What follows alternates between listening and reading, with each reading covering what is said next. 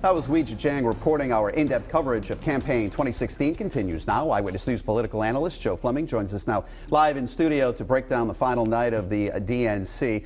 All eyes on Hillary Clinton. Yes. She spoke for about an hour. The biggest night of her political life. How do you think she did? I think she did very good. I think it was a combination of the first 3 days of the campaign, of the convention, trying to soften her up. She went in there and gave a very good speech. She talked about personal things. She talked about involvement with youth and children. And she also talked about what she wants to do for the future. And she talked about New Bedford and the Children's Defense Fund. Right. Her daughter talked about her being a loving mom. Yes. We heard the president and her husband talk this week. How does she continue that moving forward now for the next 20 weeks? I think she's going to try to come across with commercials, TV advertisements, showing those types of things.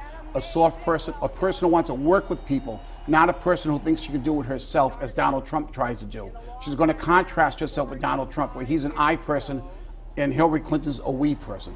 You know, the head of the FBI, James Comey, said this week that success against ISIS, Joe, leads to more terror in the West. Right. That's striking fear on both sides. Yes, it is. She really used that tonight. Yes. I mean, she's talked about the fact about, do you want to have Donald Trump with the nuclear codes where he can set something off very quickly, that he reacts on Twitter to a Twitter feed? You know, and the ISIS thing would be something where you want somebody very stable, and she's trying to put that fear in people's minds. She talked about expanding health insurance and health care.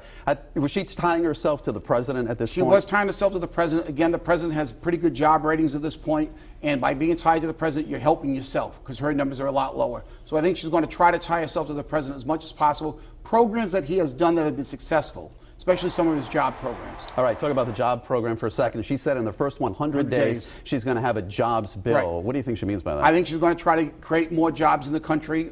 She's going to try to get Congress. Again, she has to get Congress to work with her to do this jobs bill. But she's going to try to put a jobs bill to get more Americans working. I think she was trying to appeal to the white middle class America tonight in a lot of her speech. Well, we hear promises from both sides, but never a plan. Do they have to roll that plan out now? I think you're going to see over the next 100 days the plan being rolled out, what they're going to do. They'll be kind of sketchy. There won't be a lot of details with some of them, but I think you're going to see plans on both sides over the next few months. Really didn't hear it this week, Joe, but we heard it tonight. She talked about the Supreme Court and nominating someone to the Supreme Court. Your take? Well, I think what that's going to do is going to help get the Sanders people over because they're very liberal and they don't want to see conservative justices appointed. So that's going to give them a reason to vote for Hillary Clinton. She even said tonight, she hears the Sanders people. She says, your cause is our cause. So she's trying to appeal to them, and the Supreme Court is one way to do that. All right, Joe will be back on Eyewitness News this morning to break down Hillary Clinton's speech a little bit more. Thank you, Joe. Pleasure.